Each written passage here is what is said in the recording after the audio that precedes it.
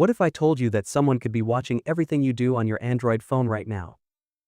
Your messages, your photos, your passwords, even listening through your microphone, and watching through your camera. The scariest part? You'd never even know they were there.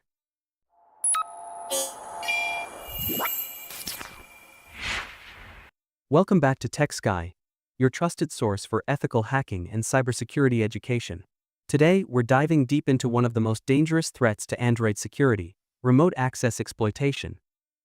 If you're new here and want to learn about cybersecurity and ethical hacking, make sure to subscribe and activate the notification bell.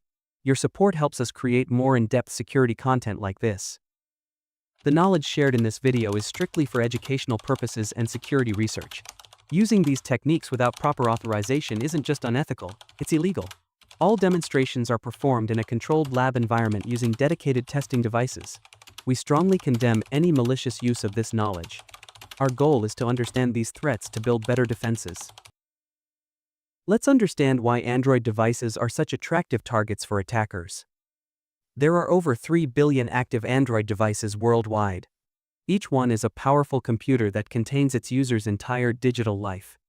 Banking apps, social media, emails, photos, everything that matters is stored on these devices. But what makes Android particularly vulnerable is its open nature. Unlike other mobile operating systems, Android allows installation from unknown sources. While this flexibility is great for users, it also creates opportunities for attackers. Think about this. How many times have you installed an app from outside the Play Store? Maybe it was a game not available in your region, or an app someone shared with you. Each time you do this, you're trusting that app with access to your digital life. Attackers exploit this trust. They create seemingly harmless apps, games, utilities, even security tools. But hidden inside these apps is code that creates a backdoor to your device. Once installed, these malicious apps can access your camera and microphone, read your messages and emails, steal your passwords and banking information, track your location, access your photos and files, even eavesdrop on your conversations. The most dangerous part? These apps can hide themselves, running silently in the background while harvesting your personal information. Today I'll show you exactly how these attacks work, so you can better protect yourself and your devices. Let's move to our lab environment and see this in action.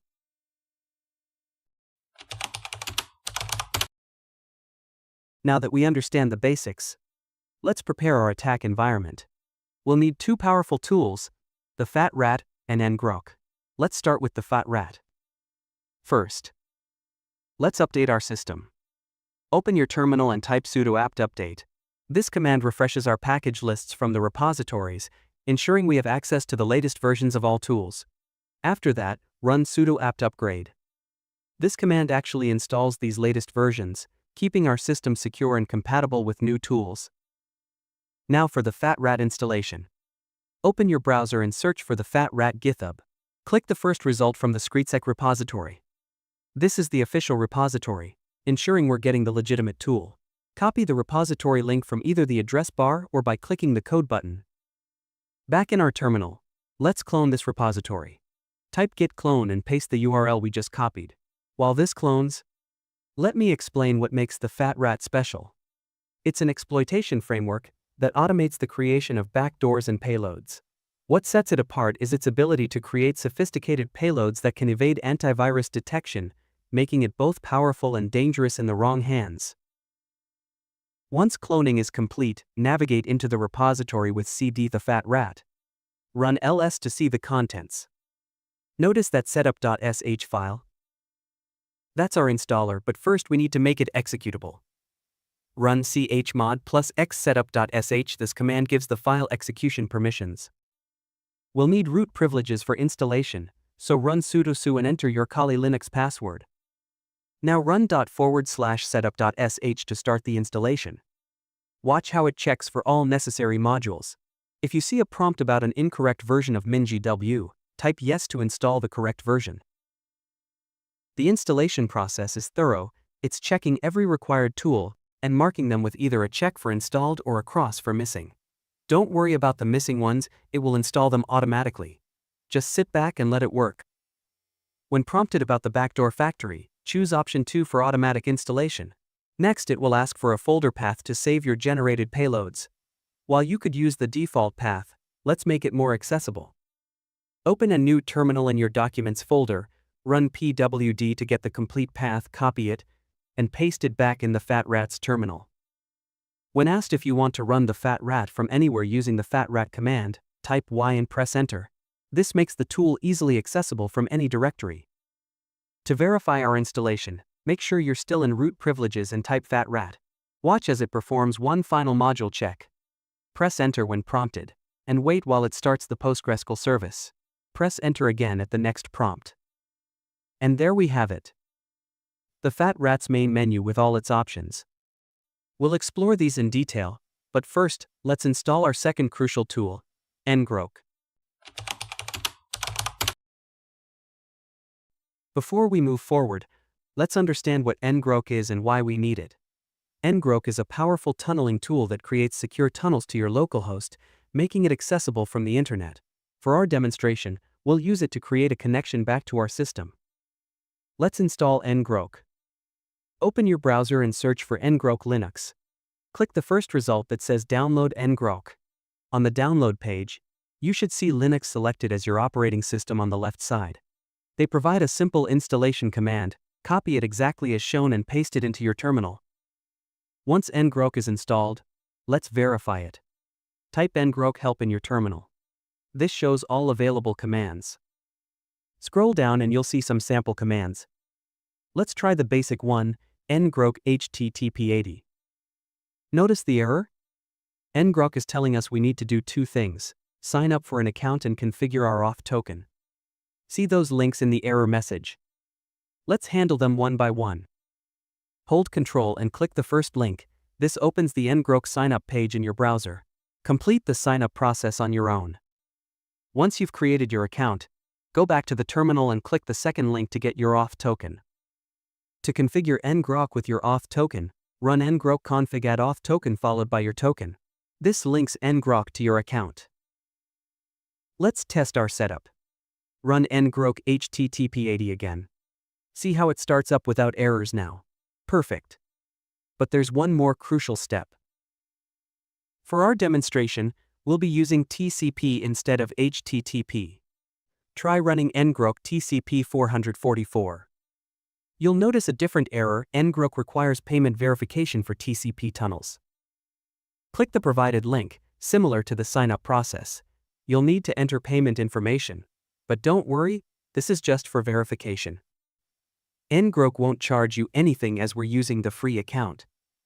They require this verification because TCP tunnels can potentially be misused.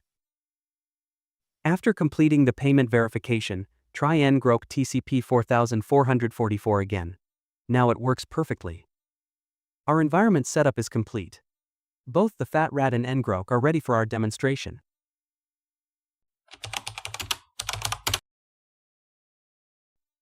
Now we're at the main menu of the FatRat. Look at all these powerful options before us. We're interested in the first option, Create Backdoor with MSF Venom. Type 1 and press Enter. This brings us to a new menu with multiple options for different operating systems, programming languages, and frameworks. You can create payloads for Windows, Linux, PHP, and more. But today we're focusing on Android. Look at option 3, Signed Android FatRat.apk. Enter 3 and press Enter. Now it's asking us to set lhost IP. This is a crucial decision point. If you're performing this on your local network, you'd use your Kali Linux machine's local IP address. It's actually shown right above this prompt. But we're going beyond local testing. We want to demonstrate how this works over the internet. This is where ngrok comes in. Open the ngrok TCP terminal. Look at that address it generated. We need to copy everything after TCP up to the colon. This is what we'll use instead of a local IP. Copy it, switch back to the FatRat, and paste it as our lhost. Next it's asking for lport. Again, for local network testing, you'd typically use port 4444. This is the default port that Metasploit uses for many of its operations. But since we're using ngrok, we need to use the port it provided. Copy that number from your ngrok terminal and paste it here. Now it wants a name for our output file. You can name it anything. I'm calling mine my rat. Think of this name carefully in real security testing. It should blend in with normal apps. Look at these payload options. We're using TCP, so we want option 3, Android Meterpreter Reverse _TCP. This payload creates a persistent connection back to our machine through TCP, giving us powerful control capabilities. The payload creation process has started. This might take a few minutes. FatRat is not just creating the payload, it's also signing it to help bypass some security measures. Look at all these components being generated. Now it's asking if we want to create a resource file for the MSF Venom listener.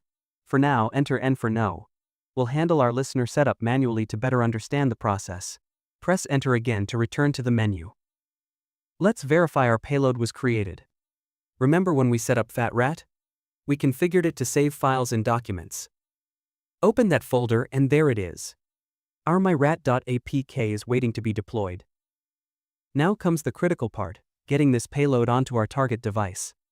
In a real security assessment, this would involve social engineering. But since we're in our testing environment with full permissions, we have options. We could use a USB cable, but let me show you a smarter method, creating a quick Python server. Right-click in the Documents folder and open Terminal here.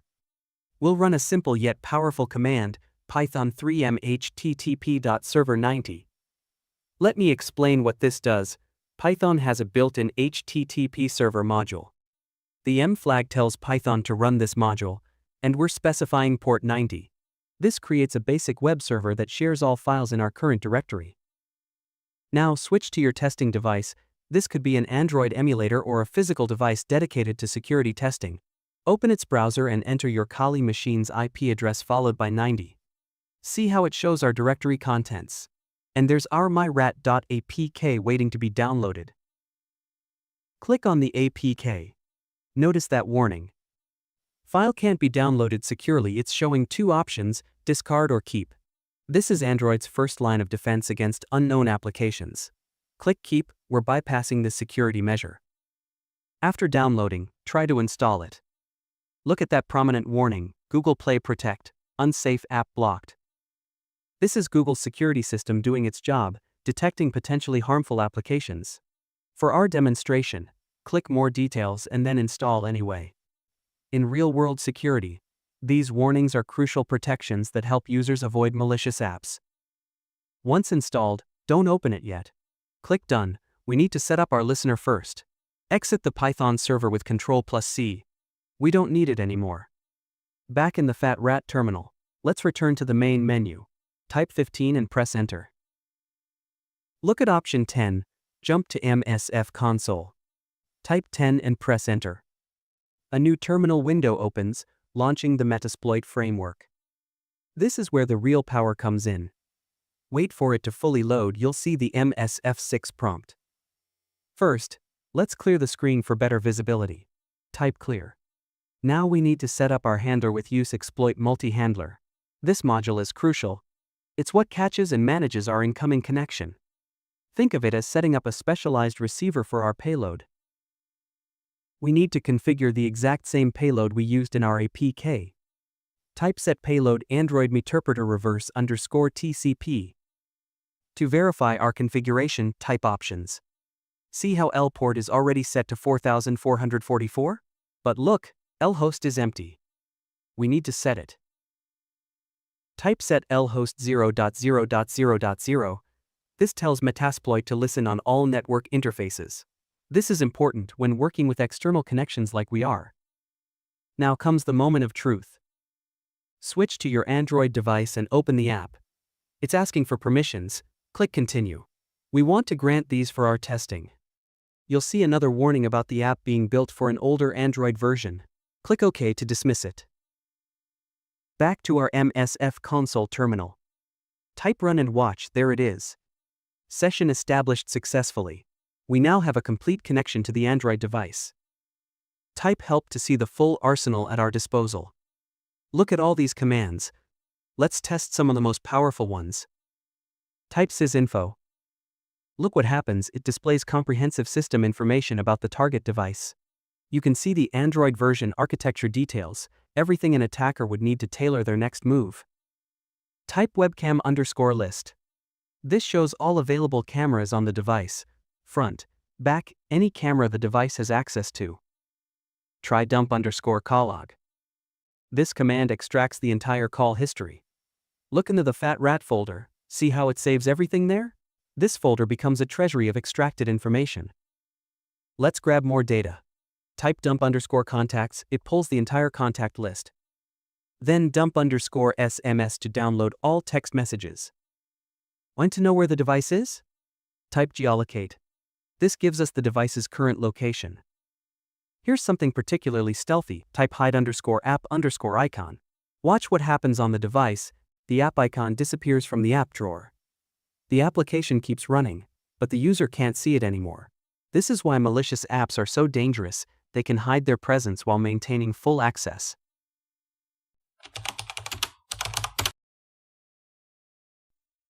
Now that you understand how devastating these attacks can be, let's talk about protecting yourself and your devices. This isn't just theory. These are practical steps that could save your digital life. First and most crucial, never ever install apps from unknown sources. I know it's tempting when you find an app that's not on the Play Store, but this is exactly how attackers get in. That unknown sources toggle in your security settings? Think of it as the front door to your digital house. Keep it locked. Google Play Protect isn't just annoying pop-ups, it's your first line of defense.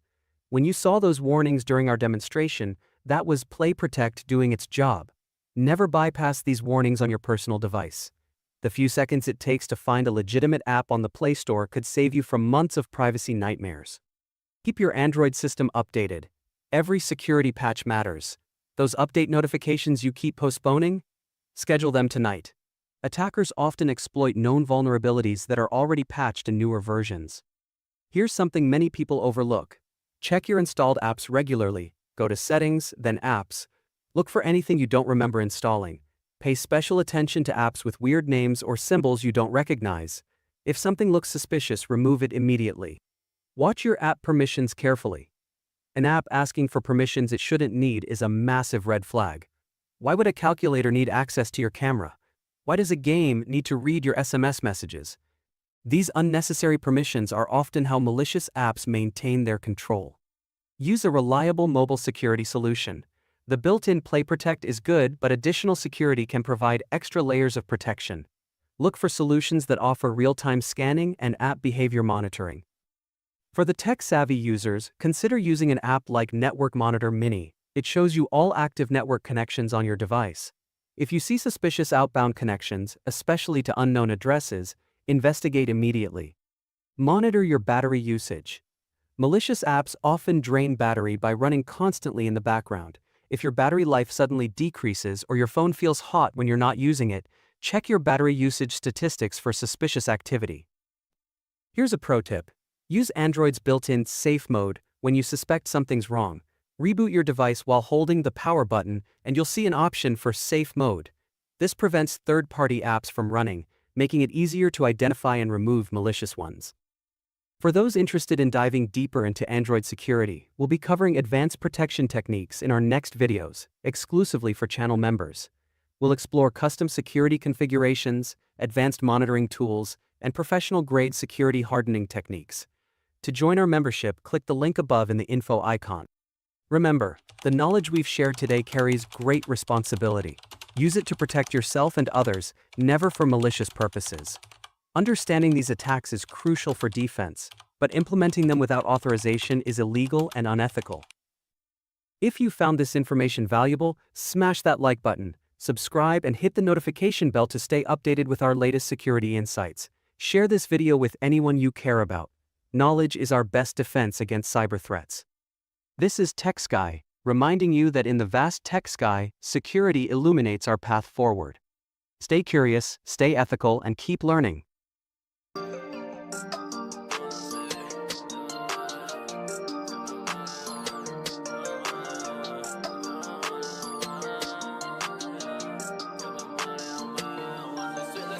下面的盖是1 2 3